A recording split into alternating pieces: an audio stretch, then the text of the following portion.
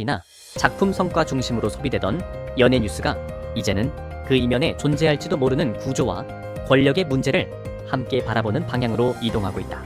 과거 같았으면 음모론이라며 일축되었을 이야기들, 혹은 폐쇄적인 커뮤니티 안에서만 속삭여지던 소문들이 이제는 유튜브, SNS, 해외 커뮤니티를 통해 빠른 속도로 확산되고 있다는 점이 이를 잘 보여준다. 이 변화의 핵심은 단순히 정보의 양이 늘어났다는 데 있지 않다.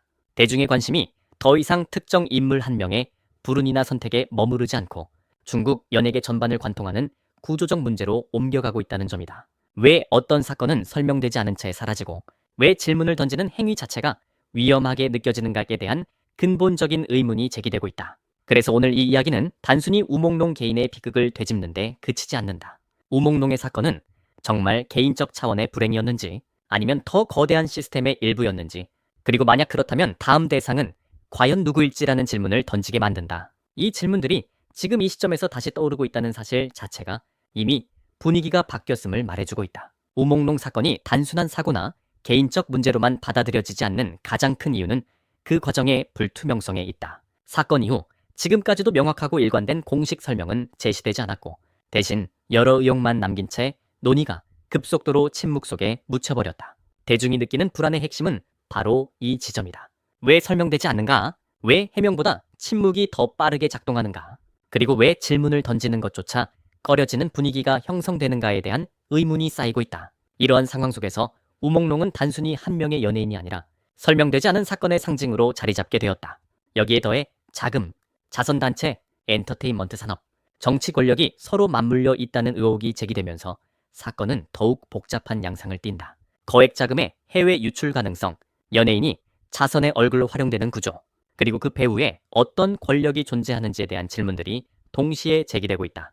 특히 우몽농이 이 과정에서 능동적 가담자가 아니라 구조 속에서 이용당했을 가능성이 있다는 주장도 나오면서 사건은 개인의 도덕성 문제가 아닌 시스템의 문제로 확장된다. 사망 전 기부금의 액수, 특정 날짜와 생일이 겹친다는 점 등은 일부에게 상징적인 의미로 해석되며 그가 이미 자신의 처지를 인지하고 있었던 것은 아니었는지에 대한 추측까지 낳고 있다. 이런 맥락에서 우몽농은 유일한 사례가 아니라 처음으로 대중 앞에 드러난 이름일 뿐이라는 시각이 힘을 얻고 있다. 이러한 흐름 속에서 샤오잔이 2026년을 앞두고 공개한 메시지 영상은 예상치 못한 주목을 받았다. 그는 영상에서 매일을 온 마음으로 맞이하자고 말하며 평안과 장수를 기원하고 자주 만나며 태양을 향해 살아가자고 덧붙였다. 표면적으로만 보면 매우 일반적인 덕담이지만 문제는 마지막 문장이었다. 태양을 향해 산다는 표현은 중국 내외의 네티즌들 사이에서 우몽농을 언급할 때 자주 사용되던 상징적 문구와 겹쳤고 이로 인해 다양한 해석이 쏟아지기 시작했다. 과연 이것이 단순한 우연일까? 아니면 의도된 메시지일까라는 질문이 자연스럽게 따라붙었다. 샤오잔 정도의 영향력을 가진 톱스타가 이러한 표현이 지닌 맥락을 전혀 몰랐을 가능성은 낮다고 보는 시각도 적지 않다. 그래서 일부 팬들과 분석가들은 이것을 직접적으로 이름을 언급할 수 없는 상황에서 선택한 우회적이고 상징적인 지지의 표현으로 해석한다. 말할 수 없는 시대, 노골적인 발언이 곧바로 위험으로 이어질 수 있는 환경 속에서 은유와 상징만이 남은 언어라는 것이다. 물론 이는 어디까지나 해석의 영역이지만 이 한 문장이 던진 파장은 샤오잔 역시 이 구조적 불안에서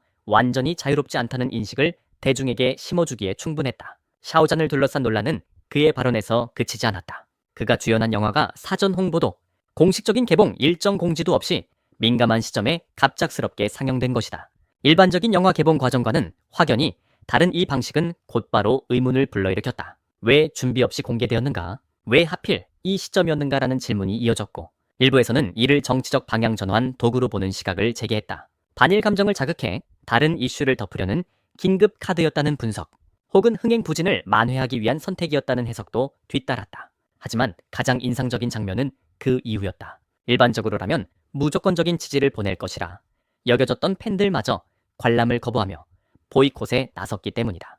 이들은 이것이 샤오잔 개인을 공격하거나 외면하기 위함이 아니라 오히려 그를 보호하기 위한 선택이라고 강조했다. 시스템에 이용당하지 않게 하기 위해 연예인을 방패로 삼는 구조에 동조하지 않기 위해 스스로 한 발 물러선 것이다. 이 선택은 단순한 소비 거부를 넘어 현재 중국 연예계를 둘러싼 구조적 문제에 대한 조용하지만 분명한 거부 의사로 읽히고 있다. 우몽농 사건 이후 가장 눈에 띄는 변화는 불안이 특정 인물에 국한되지 않고 연쇄적으로 확산되고 있다는 점이다. 사람들은 더 이상 그 사람만의 문제라고 생각하지 않는다. 대신 중국 연예계 어딘가에 보이지 않는 위험 리스트 혹은 넘지 말아야 할 선이 존재하는 것은 아닌지 의심하기 시작했다. 그 흐름 속에서 가장 먼저 언급된 이름 중 하나가 디리러바였다. 최근 그녀의 외모 변화는 단순한 스타일 변화나 컨디션 문제로 보기에는 지나치게 많은 해석을 낳았다. 얼굴선이 달라 보인다는 주장, 분위기가 이전과 다르다는 관찰이 이어지면서 급기야 대역, 즉 대리인이 등장한 것이 아니냐는 극단적인 의혹까지 퍼졌다. 기술적으로 불가능하지 않은 시대라는 점이 이러한 의혹을 완전히 부정하기 어렵게 만든다. 더구나 디리러바는 출신 배경 자체가 정치적으로 민감하게 해석될 수 있는 위치에 놓여 있어 작은 변화조차 과도한 의미 부여의 대상이 되었다. 스튜디오는 강경하게 이를 부인하며 법적 대응까지 언급했지만 그럼에도 불안이 사라지지 않는 이유는 단순하다. 대중이 더 이상 공식 해명이라는 형식 자체를 무조건 신뢰하지 않게 되었기 때문이다. 설명이 나와도 그것이 진실인지 아니면 시스템이 요구하는 최소한의 대응인지 판단할 기준이 사라진 상태라는 점이 문제다. 이 불안은 곧바로 샤오잔에게로 옮겨갔다. 그가 직접적으로 어떤 사건에 연루되었다는 증거는 없지만 홍콩 출신 가수가 공개적으로 그의 안전을 언급하며 주의를 촉구한 발언은 많은 사람들의 시선을 끌었다. 여기에 더해 샤오잔이 공식 석상에서 개인 컷만 사용하고 타인이 건넨 음식이나 음료를 조심스럽게 대하는 모습이 포착되면서 해석은 더욱 증폭되었다. 이것이 단순한 개인 위생 습관인지 아니면 자신을 보호하기 위한 행동인지는 알 수 없다. 그러나 중요한 것은 이 장면들이 대중에게 전달하는 메시지다. 바로 톱스타조차 절대적으로 안전하다고 느끼지 못하는 환경일 수 있다는 신호다. 샤오잔은 이 구조적 불안의 중심에 놓인 상징적인 인물로 소비되기 시작했고 그 자체가 이미 이 시스템이 개인에게 얼마나 큰 압박을 주고 있는지를 보여준다. 여기에 후거의 사례까지 더해지면서 공포는 더욱 구체화된다. 최근 그가 보여준 수척한 외모와 긴장된 눈빛은 많은 팬들에게 깊은 인상을 남겼다. 생명 자체는 안전하다고 여겨지지만 장기간 누적된 정신적 압박과 감시 속에 놓여 있는 것은 아니냐는 추측이 이어진다. 이 지점에서 중요한 것은 사실 여부를 단정하는 것이 아니라 왜 대중이 이런 해석을 자연스럽게 떠올리게 되었는가이다. 그것은 이미 신뢰가 붕괴된 환경 속에서 모든 변화가 위험 신호로 읽히는 구조가 형성되었음을 의미한다. 이러한 불안한 분위기 속에서 사람들의 시선을 더욱 자극한 것은 중국 관영 매체의 언어였다. 인민일보나 기상 관련 공식 계정에서 반복적으로 등장한 이미지들은 묘한 공통점을 지닌다. 안개가 끼어 시야가 제한된 풍경, 앞이 잘 보이지 않는 길, 모호한 상태 속에서 방향을 찾으라는 메시지들이 그것이다. 개별 문장만 놓고 보면 일상적인 표현처럼 보일 수 있다. 그러나 이런 이미지가 특정 시기에 반복적으로 등장하면서 일부에서는 이것을 단순한 우연으로만 보지 않는다. 과연 이것이 무의식적인 표현일까? 아니면 누군가의 의도가 스며든 암시일까라는 질문이 제기된다. 과거에도 공식 매체에서 작은 사고는 존재했다. 대표적인 예로 CCTV 방송 사고가 언급되곤 한다.